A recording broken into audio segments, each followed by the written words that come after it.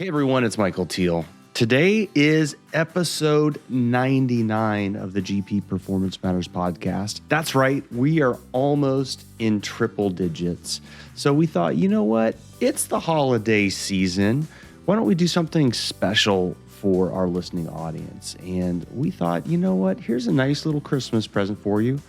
We're going to wrap it up in a podcast format, and that is the opportunity to sit in, have a conversation with GP Strategy's very own Chief Learning and Innovation Officer, Mr. Matt Donovan. What we're talking about today is the idea and the notion of creating a culture of organizational learning. In this conversation, Matt just drops knowledge gifts everywhere. There is so much practical information and insight. So I encourage you to listen to this several times. I encourage you to share it with your friends, your relatives. Let's have this one go viral in a good way. But looking forward to having you get a chance to listen to this conversation.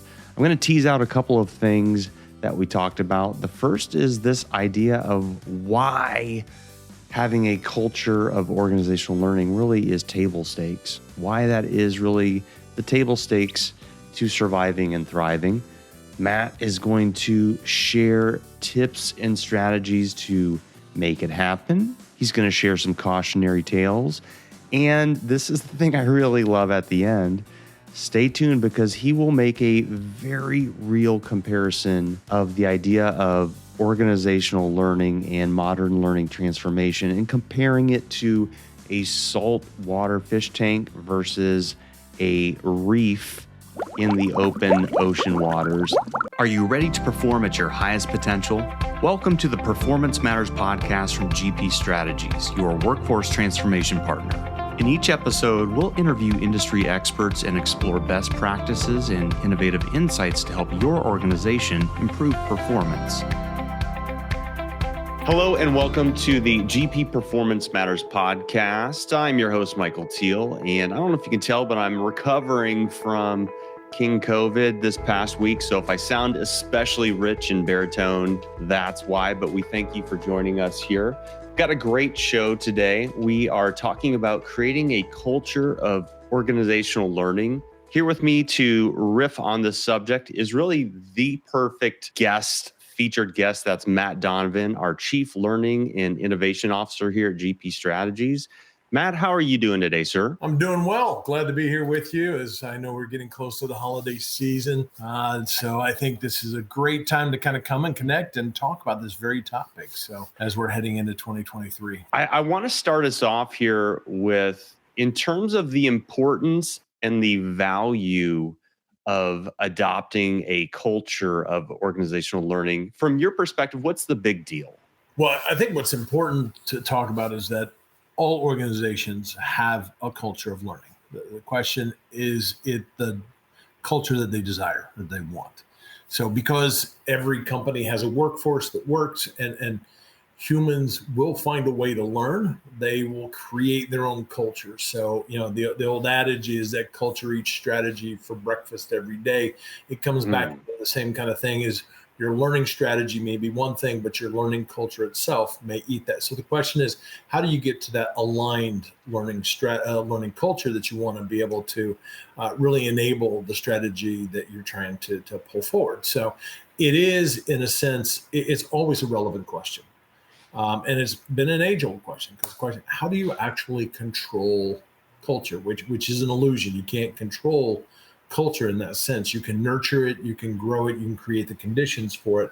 But in and of itself, that culture becomes the behaviors, the decisions, the rights, the connections of the workforce. That is really what's reflected in the work culture as well as the learning culture.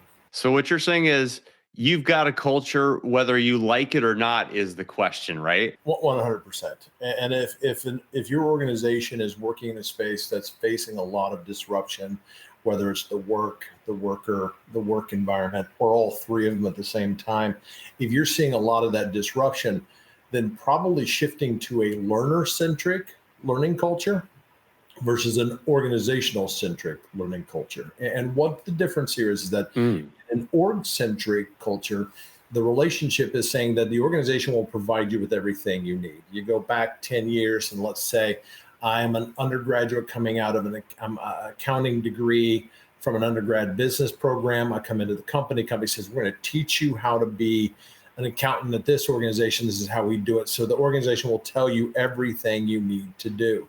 Well, what we've seen over this time is that those jobs and those roles are evolving dramatically. So for the organization to kind of figure out what that change is, then recast the jobs, retrain everybody is a very slow process, which is org-centric. I'm reliant on the organization to tell me what I need to know or where to learn it. It's a lot on that impetus. And it's really hard on the organization to deliver that because it's really hard to move quickly. But if you move to a learner-centric learning culture, that says that the first rule of that is that the learner must take accountability for the learning journey. Doesn't mean they're on it by themselves or by but they're being brought into the system. They're asking those critical questions of what do I need to learn in order to perform better? How, in the work that I'm seeing and how things are changing, am I critically thinking about what is coming to me? So when I ask those questions and I put it into the ecosystem through the technology, through the humans and the connectors, I'm getting the resources I need that allow me to continue to evolve and grow more dynamically in the flow.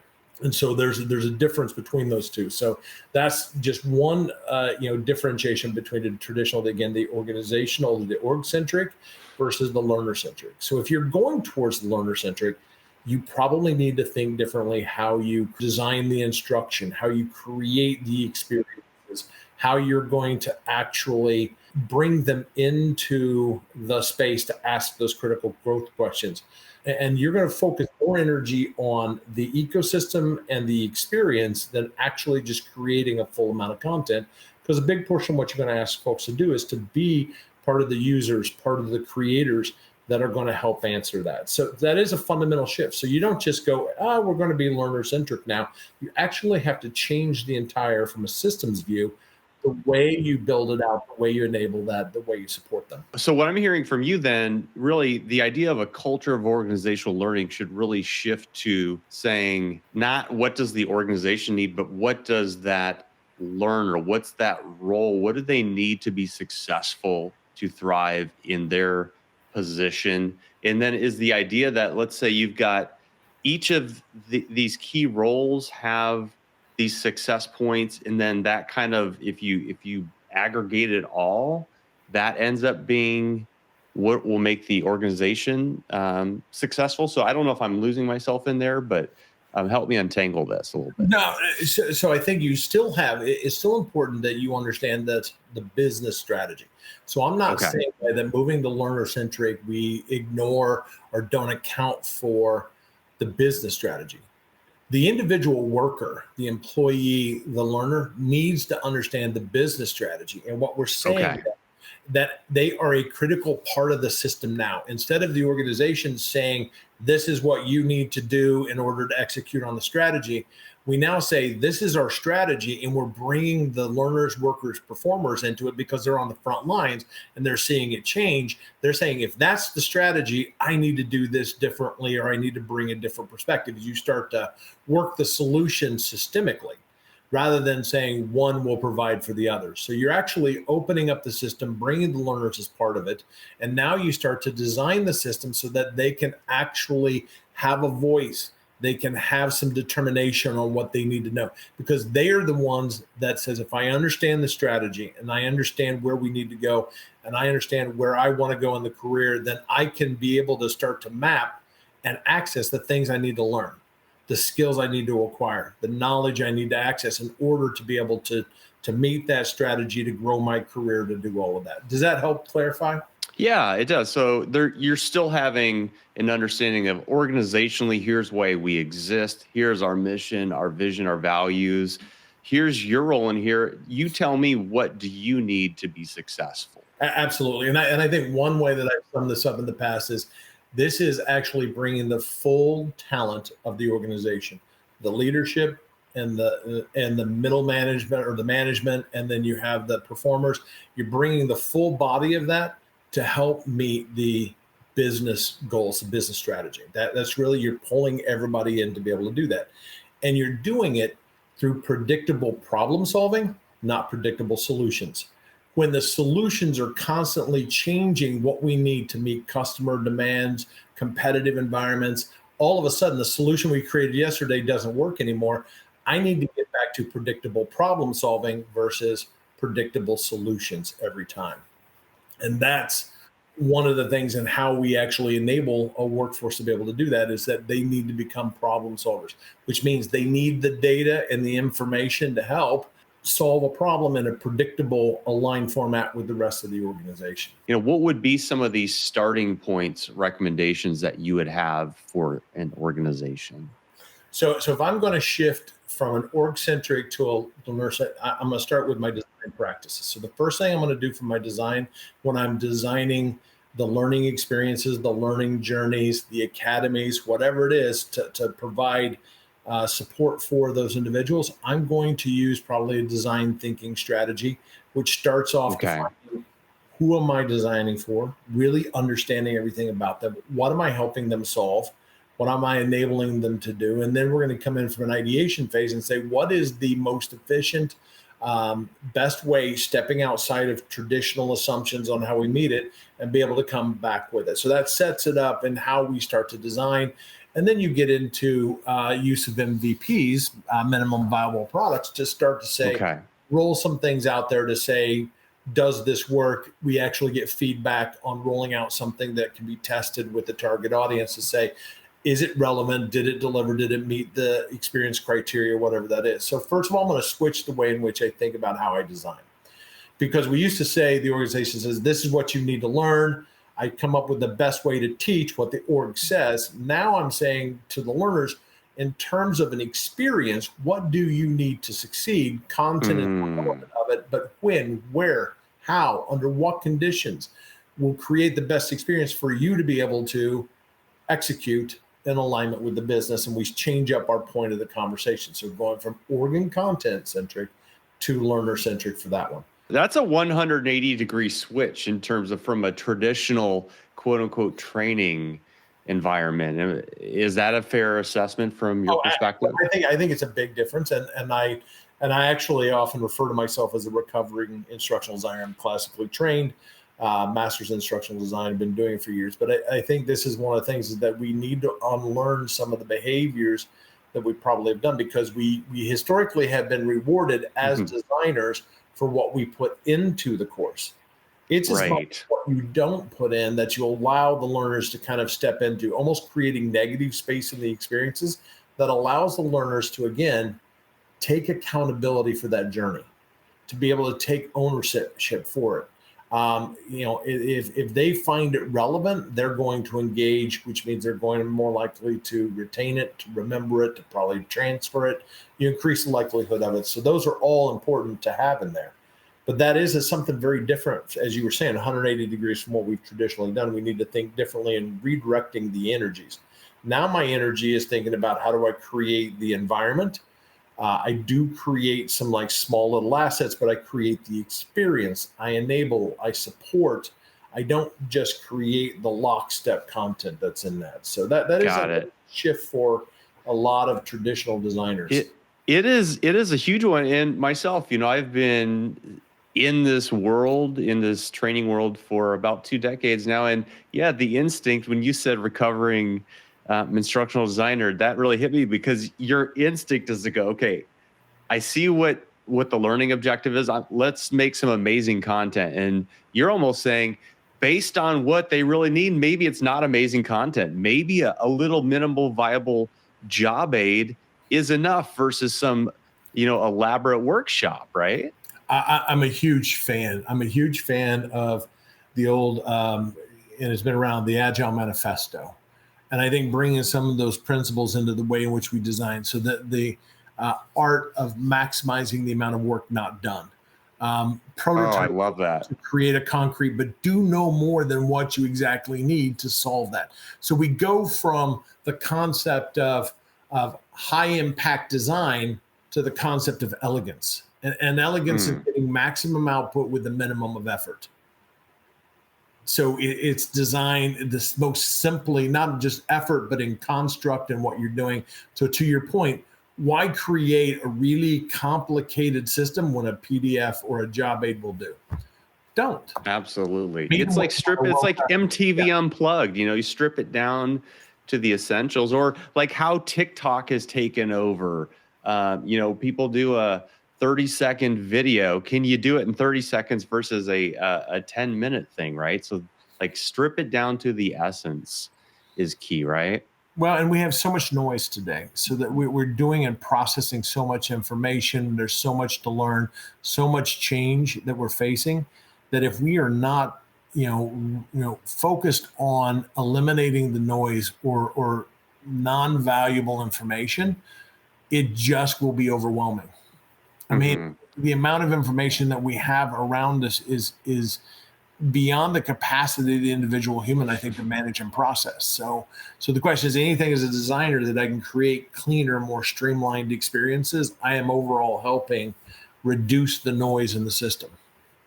Okay, so that's a good challenge both for me personally, but I think organizationally when we're looking at this. So the first thing that you've said here, the first recommendation was really let's just start clean slate with the design process and approach things in terms of really understanding the learner. What do they need to be successful? What are their real problems that need to be solved? And then approach your energies. So it's really a switch of energies.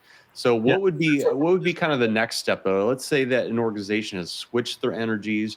They really have a good lock in on what individual roles need to be successful. What would be a couple follow-up steps? I think the next one is really a mindset shift, and this is again goes back to the change management, but a mindset shift for the learner. And this Okay. gets back into helping me to adopt the mentality of that I need to learn to grow. I need to take ownership for it. I will be supported. I need to be an active participant, but it's an expectation and there's an element of accountability with it. But this is a place, Satya Nadella is famous, the CEO of Microsoft. He told a story about basically, kids and capabilities. And he says, in the end, he says, when it comes to people that know it all versus people that learn it all, those that learn it all have a much longer horizon and future because of what we're seeing Mm. with the concept of evolution. He says, I want an organizations of learn it alls versus an organization of know it alls because it becomes more static. And I've kind of reduced it down, but he puts it in the article, but it really calls out to that mindset shift from the organization to go, once I've achieved mastery, I've established mastery, but the world is changing so quickly. You need to be able to assimilate new information, learn new things, and update and change your performance.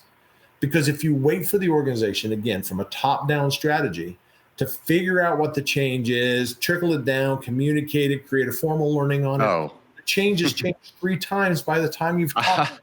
I was going to say by the time you've developed the elaborate solution, as you inferred later, the question has changed, right? So Yeah. so let me ask you this: I get the concept here, and I'm tracking with you of saying the culture needs to really promote a culture of learners. Just on boots on the ground, what are some ways to make this happen? To actually set this in motion. Or organizationally creating through the managerial rank. So that gets back to reinforcement. There's two things that'll do this. One is what do you manage and what do you measure? And so you got to Okay. work these into your core systems. If you don't create space for people to learn, they won't. They'll do it off the side of their desk to do the minimum, to do they want to do a good job of work and they'll kind of squeeze it in, but organizationally you need to create space for it. Number one. Okay. And by that, you mean actually, hey, you can carve out a section of your week for improvement, for learning. Is that what I'm saying? Versus do your full job and then, by the way, go home and spend 20 hours doing that. I mean, we'll recognize that people have to fill out timesheets. People have to fill out expense reports, and they get in trouble when they don't fill out timesheets. Trouble when they don't do expense reports. But my question is what happens when you don't learn how to do your job better because the job itself is changing?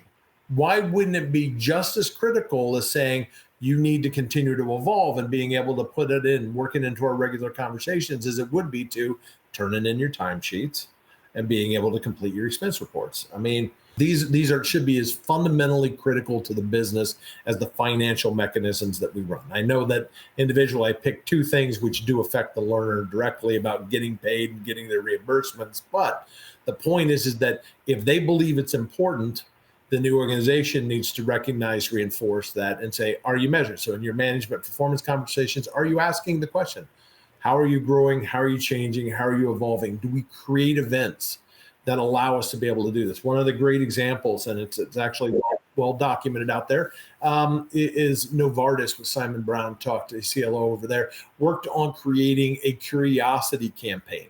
So he has over a 2-month window, a series of events where people are encouraged to come and learn something new related to or extending or adjacent to what their job is, but basically coming in and being able to partake of an offering that's provided to them, help share, grow, learn something new, but it's all part of the curiosity system. And Novartis actually set aside time for them to actually go and learn. So the commitment was, I believe, 100 hours. I think it was 100 hours per employee to learn. Okay. In a year, which is, that's a good solid commitment when you think about how many employees there are. I believe that's the number, but the point is they got a commitment to set a time aside. They didn't have to do this after hours.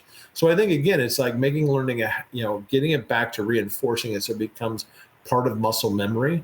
So first of all, you change the internal mindset. Organizationally, you manage it and you measure it. Simple as that. That's how you get behaviors. And those are the behaviors to shape the culture. It is simple as 1, 2, 3 when it comes to the other things out there will enrich and enable it. And we have a couple more we'll talk about. But if I had to say 3 fundamentals, it's change the mindset. Again, manage and measure. We've known this forever, but we don't do it. Now as technology and platforms evolved, I feel like there's a number of enabling technologies that can help facilitate this. In fact, looking back at this past year of podcasts, we've had some really cool conversations with individuals that are in either talent mobility or skills management platforms where you can almost gamify this process. And, it might be, look at, for example, Mike Teal, and you can see as a video game, like, does he have those skills that we're looking for? So it's not just this person did this in their background, but have they demonstrated this career growth? And I'm kind of excited to see where that's going to go in the next, 4 or 5 years in terms of almost turning careers into a video game type profile for folks. Well, I would think what it does is it provides quick turn, in engagement to see the long-term benefit of it. Theoretically, I think it is one of the most powerful forces we have in our industry is that people want to do a good job.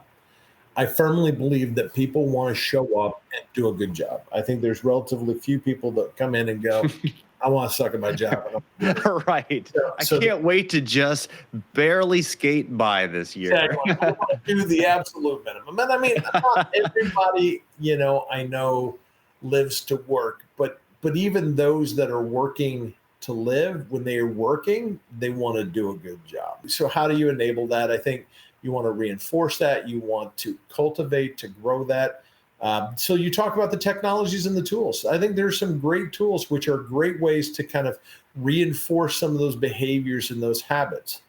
Here's the interesting thing I think it popped up was there was a story about the trackers. So with your phone, so like a Fitbit, you get a Fitbit. Okay.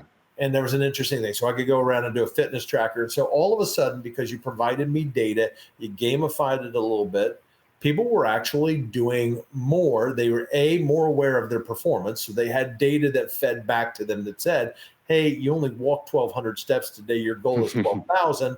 You'd probably need to pick it up. Oh, and by the way, your friend got 3 badges today because they were really active. And maybe that stirs me to say, okay. Oh, yeah. Well, social pressure. So you do have tools of tech.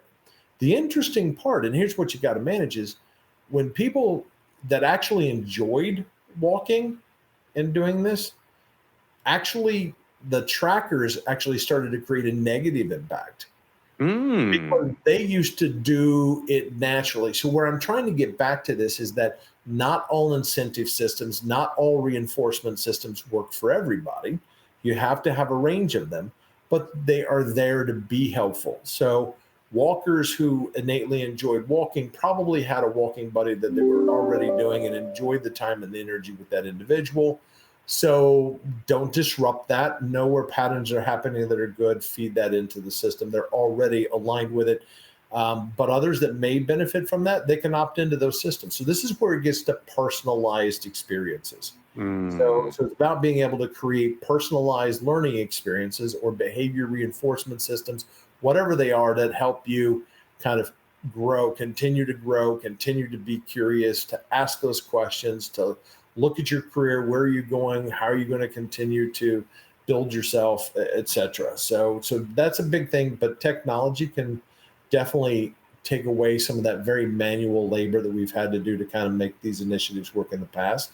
They can be very helpful in the future. So Even just saying, okay, let's say there was a career you aspired to within yeah, your organization. And, if there ends up being, it's like a roadmap. It's like you need to at least have these prerequisites of skills to even be considered. And then if the organization had links to, well, there's third party links or internal links to, ways that you can get these skills, that'd be pretty cool. and I think here's the thing we have to understand. Again, it goes back to an interesting story about culture and technology.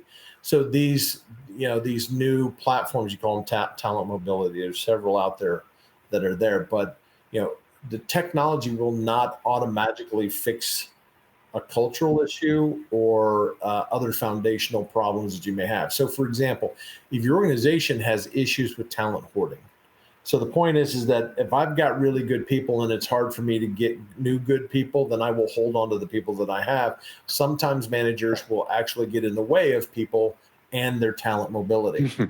So if you come in and put a platform in that says, "Hey, Matt, be more aware of all the great options out here. I see great jobs. Here's the skill sets you need to get out there." But I find out that my manager is actually blocking for me to be able to grow or post for those. I now am more dissatisfied than I was before the talent mobility platform came in. So until you fix culture with it, talent can have some unpredictable behaviors around it. So it all works really well if you have a culture of managers saying, "I want you to get where you need to go. I'm invested in your growth. I need you to get to the next space. You're going to deliver value while we're here. Let's keep moving." So anyway, I think that's an example of, again, culture first, then change. We talk about the mindset, the measure, the manage, and then the layers of technology come in, which are great. They're like huge catalysts in being able to deliver that. Right. They will not compensate for the change in the mindsets, the measure, and the manage, and they won't definitely fix some of those other things. So that's why you need to kind of bring some of those tools or techs in to help shape that culture. You're really dropping some wisdom, because I think a lot of individuals think, okay, I just get this platform and life will be good. And instead, you're saying, if you don't have the wisdom and you haven't set up these very just human processes and mindsets, then you're wasting your money. Yeah, I mean, imagine if I were to put in the manage and the measure side, what if I put in a development quotient that talked about how many of your people have been able to move successfully into new positions outside your group? Are you recognized? Are you rewarded for that?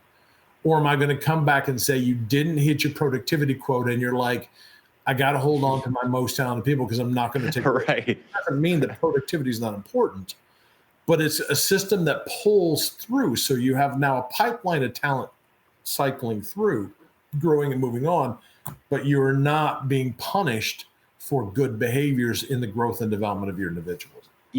I also see this concept of creating a culture of organizational learning can actually be beneficial, of just saying, can someone actually get better at their job? Like, literally, you're in this master craftsman role for 20 years, but we're going to continually reward you and encourage you to keep growing your skills in there. To me, that seems like that's an often ignored avenue as well. I mean, Is that have a role in this? Because like I said, not everyone's just going to magically Well, I mean, wander off into another role in well, and I think what an you're getting to, organization. which is really important, is an aspect of social learning communities. This is another layer when I talk about that technology kind of net Mm-hmm. wave. As we do that, it comes into saying, I will need humans that will reinforce, coach, mentor, and develop that. Now, here's the thing: in your social learning community, if it's only geared for the neophytes or the new or the novices, then the experts get nothing out of the system. And this is often one of the Mm. problems we have, is that we say, well, the experts will be there to help all the new people. But if the experts don't get anything out of it, then that becomes a problem. So when you think of your social learning communities, you have to be able to build them so that they can meet a whole range of moments of learning need. So can I get something out of it as an expert from other experts, for example, peers? Can I get new insights from the novices? Can I get something out of it? You've got to design for both to have that feeding, because if your experts aren't in the system, the novices won't grow in that learning community. So you have to be able to have both. You have to meet the needs for both of them. And that gets into the human side. So not just providing content and platforms, but now you're providing the human connections that help me get better on a day-to-day basis.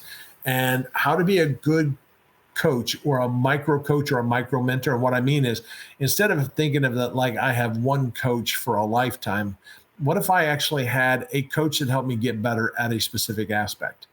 So now thinking like professional sports, let's say if you're in basketball, you don't just have a coach, you have a shooting coach, you have a defense coach, you have coaches that will help different aspects of your game get better because they're specialists in that space. So when you think about that, that's almost like micro coaching coming together to flesh out the full. So when you talk about how do I develop as an expert? Well, what if I actually had expertise from other experts in a different micro dimension? And now we're coaching and helping each other with a specific aspect. And then I can also help the new folks. So not only am I getting better in the craftsman, but I'm really good at this aspect of it. And I'm growing and sharing with others on how to Okay. do that. So I see. I see what you're saying. I can see what you're saying in terms of the social learning, even, if we do kind of blend in that concept of, okay, what are some enabling technologies? It might even be, okay, are there ways that without resorting to just sticking all your stuff on YouTube, having an enterprise level set of playlists, or almost turning some of these experts into like an influencer within the organization? I mean, are you seeing things like that transpiring? I think so. And I think the caveat comes back into is to not to be lured into this almost concept of, hey, we'll go into a self-service model. We've got all these playlists. I can go get what I want. And the problem is we under support the system, because I got people creating videos, but then all of a sudden just go get what you need and you're done. And then we don't have it. So what starts off as self-service and intentions ends up to be fend for yourself, because we don't take time to cultivate, to grow the environment, the ecosystem that does it. There's intentionality that as L&D groups and L&D leaders, we need to grow the ecosystem as it enables it. Tech, human, all of that together, we need to have that to enable them, because if you don't, it'll turn into a fend for yourself, which means I'm underserviced, I'm undersupported, and I mean probably getting less than I had in the beginning. So again, it is a very systemic view. You can't solve this problem by just fixing one component or introducing one level. You really do need to think about how you change the system. And this is why a lot of them fail, is that they actually come in and they'll just layer over a tech or try one campaign, but they're not really Right. systemically how to change and culture and nurture something. And then they want to go, well, it's so self-service. We can actually save money because we are not running as many face-to-face classes. We're not flying people. We'll just cut the budget. What you actually need are people to shift roles. And now you need people that are out there building a social learning community and actually being the gardeners of the system, the moderators, the facilitators, the connectors. Right. But we also need to teach our end learners to not just be consumers of content, but these learners are taking on creation roles. They become curators, collaborators, moderators. They're changing and they're taking on new social roles. So it's not just on the learning group to kind of come in and grow it, but they also need to change the way they do. That goes back to that mindset shift. I take accountability, but I'm also going to contribute. I'm going to participate. I'm going to feed myself. I'm going to feed others. But if everybody works together, it's more sustainable, more manageable, and more responsive than ever. I think I could boil our conversation down to it's a redirection of energy is what you're saying. It's like, let's first focus that energy on designing for what the learner needs, their experience, their needs, and then let's make sure that our management and our measurement processes align with that. And then almost like a recycling icon in my mind, you're going back to that design and over time, so you don't just empty the pot. You go, are the problems still the same, right? Are we supporting what we actually need to be successful as things change, whether it's this quarter, this year? I mean, I can kind of see it in my mind come together. If anyone's magically envisioning me making crazy signs by my head right now, I'm seeing it come together, Matt. Well, no. So let me do an example of like the old. And so tell me how this metaphor works. Okay. If you like it or not. I think a lot of our traditional. Let's say my goal is that I want to have a saltwater sea life, but I in my house I have a saltwater aquarium, and I basically set it up. I know there's things I have to pay attention to, but I can directly control the salinity, the heat. I can bring things into the environment that I know make it, can, be mitigated to make it less toxic. I can then buy fish and I can populate it. And I have a closed system. I have created this and I've added the life to it. But imagine we take the same principle, but now our goal is to go and create, rebuild a reef, a coral reef. And the idea is that we take the same kind of control-based principles into creating a man-made reef, and we can't do that. So what we do differently in this is we drop the elements in there. So we put structures of which light will begin to attach itself to. Now we will put it in favorable conditions, but I, as a designer, cannot create life. I cannot make it do that. I can create the conditions for it. But I go into being able to enable, and then it takes time. So the first layer of life comes in, the second and the third, and that's how it grows itself in that mindset. We have a belief that we can go out and just take the same principle to the saltwater tank I have in my house and go out and do that in the wild woolly world where it's constantly changing out there. And the point is, you don't have the same kind of controls. You have to think differently how you're designed. You got to work with the denizens of the new system. The people that are going to be a part of it have to be part of the solution. They have to be active within it because you can't control it. So I'm working on a metaphor to kind of bring that to life. Does that help at all? I love that. And, selfishly, I am currently engaged in a proposal for a project for a client. We can talk offline about it, but it's really this modern learning transformation. And what you're saying, light bulbs are going off in my mind. It's like, how does the bill become a law? And I love the reef analogy is you've got to set up this environment, but it's not like sea monkeys, right? You don't just drop it in there and everything's there and it's done. It's more, let's set it up and look at things as they go over time. And I mean, that's such a great analogy. You were onto something right there. So Well, I would say that is a great one to go with. Yeah. So that's you're tracking. You got my light bulbs going off right there. So Matt, I know we got to be respectful for your time here, and you've been so gracious with your insight here today. Any parting thoughts that you would like to share regarding this idea of creating a culture of organizational learning? The thing is, not only do I think the energy and effort putting in to really create or move to that learning culture, that learner-centric learning culture, I think it'll pay dividends. But more importantly, I think it's absolutely critical for competitive advantage for a lot of our organizations, given the constant accelerating rate of disruption. It almost has to be a competitive table stakes. to be able to look and move towards this. So not only will it pay dividends, but I think it becomes necessary for survival. Big advocate for it. I think we've got a lot to learn as we continue to make these transformations, but it will pay dividends. Matt, thank you so much for your time and happy holidays. I love coming here to talk with you. So anyway, you have a good holidays. All right, take care, Matt. Thank you. The Performance Matters podcast is brought to you by GP Strategies. Together, we can create a world where business excellence makes possibilities achievable. You can subscribe to the show anywhere you get podcasts or listen on our website at gpstrategies.com.